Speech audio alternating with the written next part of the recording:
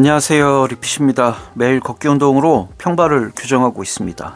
언박싱한 신발들이 아직 테스트가 좀 덜 끝나서요, 오늘은 언박싱 컨텐츠를 하나 준비했습니다. 오늘 소개할 신발은 발음이 좀 어렵습니다. 뉴발란스의 WRPD라고 해서 워트 러너라고 읽더라고요. 신발을 먼저 보여드리면서 시작을 하도록 하겠습니다.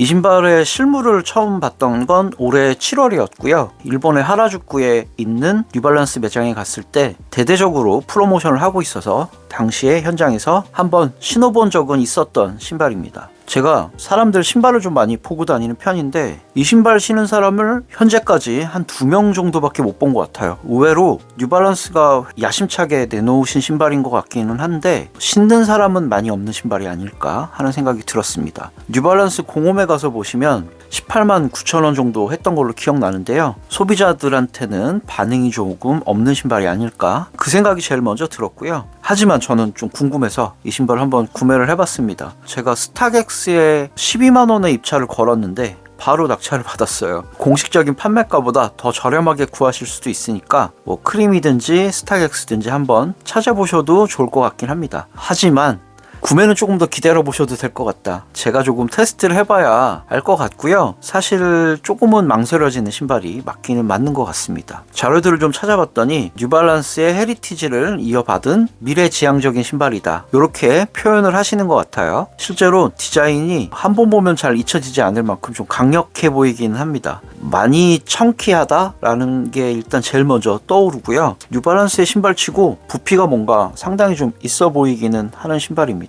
덩치가 상당히 커요. 제가 가지고 있는 덩치 큰 신발이 나이키 리액트 SB 카본이라는 신발이 있는데 그 신발하고 거의 맞먹을 정도로 엄청나게 덩치가 큰 신발이기는 합니다. 일본에서 실물을 봤을 때도 무척이나 거대해 보인다는 느낌이 들었는데 조금은 과장되어 있는 부분들이 좀 많은 것 같고요. 디자인적인 요소는 좀 심플한데 부피는 좀 큰 신발이 아닐까, 그런 생각이 좀 들었습니다. 국내에서도 그렇고 해외에서도 그렇고 워낙 이 신발에 관해 다루는 사람들이 없어서 정보를 좀 구하기는 쉽지 않았던 것 같고요. 그러면 부위별로 좀 어떤 느낌인지 한번 설명을 드려보도록 할게요.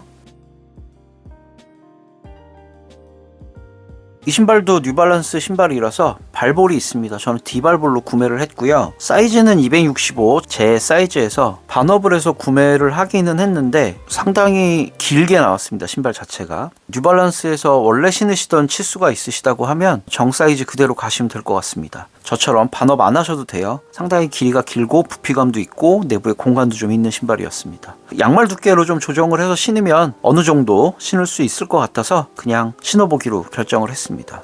무게는 265mm 기준 369g 나갑니다. 그러니까 어지간한 스니커즈 치고도 무게는 조금 있는 느낌이네요. 비슷한 무게로는 나이키 에어맥스 2013이 좀 비슷한 무게 정도라고 생각이 되고요. 그 정도의 무게니까 뭐 너무 무겁지는 않은데 아무래도 미드솔에 상당한 부피감과 무게감이 좀 느껴질 것 같은 그런 느낌입니다. 아웃솔부터 가보도록 하겠습니다. 아웃솔은 두 개의 컬러로 조합이 되어 있는데 상당히 독특하죠. 그러니까 조각으로 따지면 3 조각이고 컬러는 2개로 되어 있다고 보시면 되겠습니다. 마치 물결 무늬 같기도 하고요. 등고선 같은 느낌도 들고요. 물결의 엣지 부분은 상당히 예리해서 접지력은 나쁘지 않을 것 같기는 합니다. 어느 정도의 내구성을 가지는지가 조금 관건일 것 같고요. 미드솔은 이중의 미드솔이 쓰였는데 어떤 게 퓨어셀인지는 잘 모르겠습니다. 이렇게 보시면 안쪽에 퓨어셀이라고 로고가 들어있기는 합니다. 물성으로만 따져보면 두 개 다 엇비슷해서 뭐가 더 무르다라고 말씀드리기는 좀 살짝 애매한데 아무래도 조금 짙은 컬러 쪽이 물성은 조금 더 무른 것 같고요. 전체적으로 굉장히 단단하게 나온 신발입니다.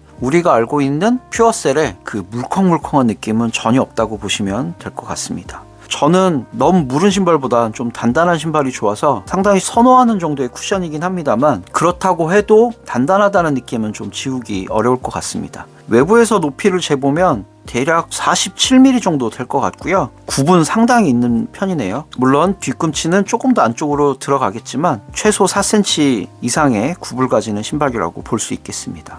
한 가지 조금 안심이 되는 건 약간은 아치 서포트를 해주게 되어 있는 것 같기는 해요. 이런 부분이 디자인적으로는 조금 특이하면서도 기능적인 면도 어느 정도 구현한 것 같아서 아마 이런 걸 두고 조금 미래지향적인 신발이다 하시는 게 아닐까 싶습니다.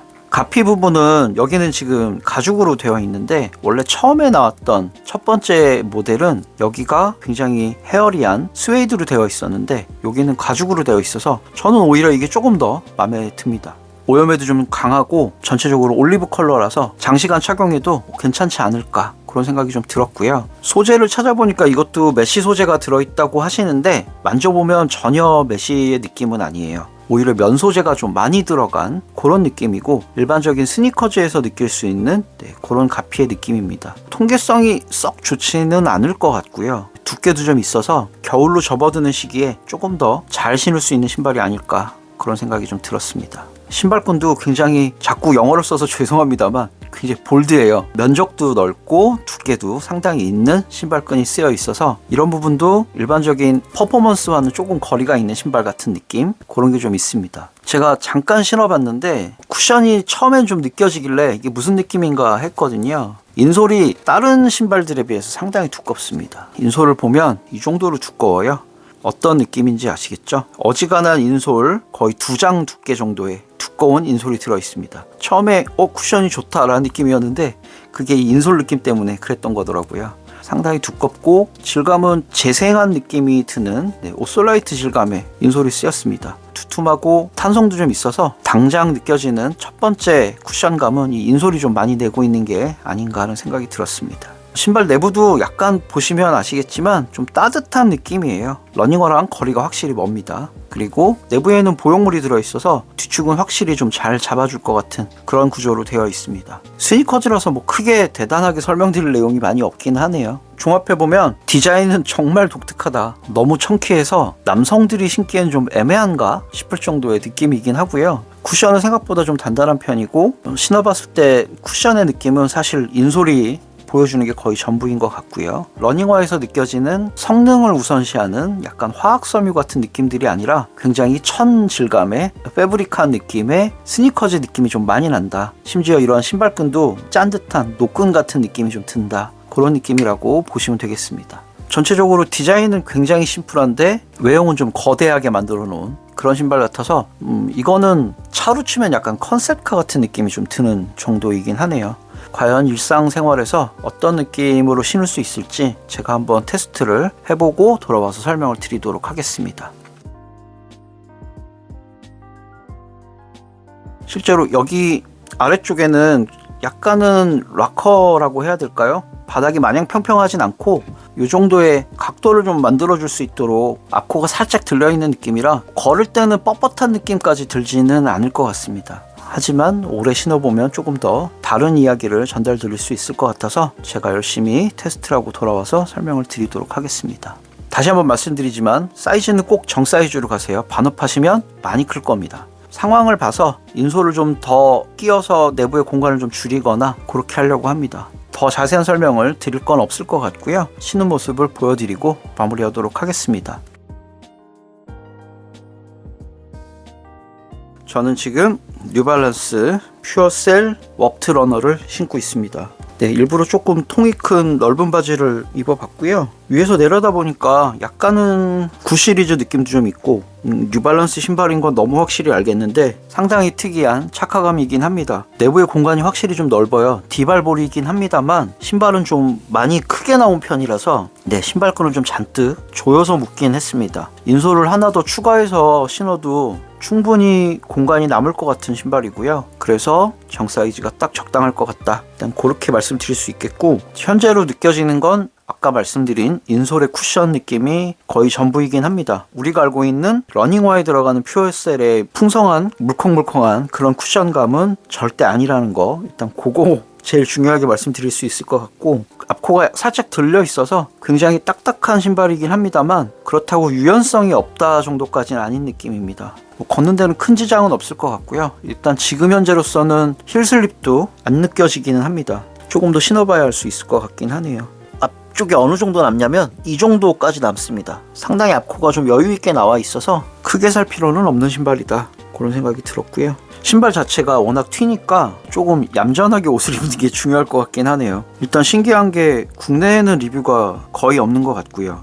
거의 제가 처음이 아닐까 싶기는 한데 한 번도 신어보지 못했던, 처음 느껴보는 좀 독특한 내부의 공간감이 좀 있긴 합니다. 좀 다르네요, 제가 신어봤던 신발들에 비해서. 요게 또 걷는 데에 어떤 영향을 미칠지 테스트를 하고 돌아와서 설명을 드리도록 하겠습니다. 지금까지는 좀 반신반의하고 있습니다. 이런 락커가 잘 되는 부분은 걷기에는 상당히 도움이 될 것 같기도 하고, 내부의 공간감이 좀 넓다거나 쿠션이 좀 딱딱한 부분은 장시간 걷기에는 오히려 좀 안 좋을 수도 있을 것 같아서 좋고 나쁨이 좀 공존하는 그런 신발이 맞는 것 같습니다. 제가 아까 보여드렸던 SB 카본하고 탱크인데 덜 그럭거리는 느낌은 비슷합니다. 실제로 좀 착화감이 비슷하긴 하네요. 이 SB 카본은 볼드하기도 한데다가 심지어 바닥에 플레이트도 있어서 처음에 익숙하는데 조금 시간이 걸리는데, 이 웁트러너도 약간은 비슷한 느낌일 것 같습니다. 오늘의 리뷰는 여기까지. 구독과 좋아요는 리핏에게 큰 응원이 되고요.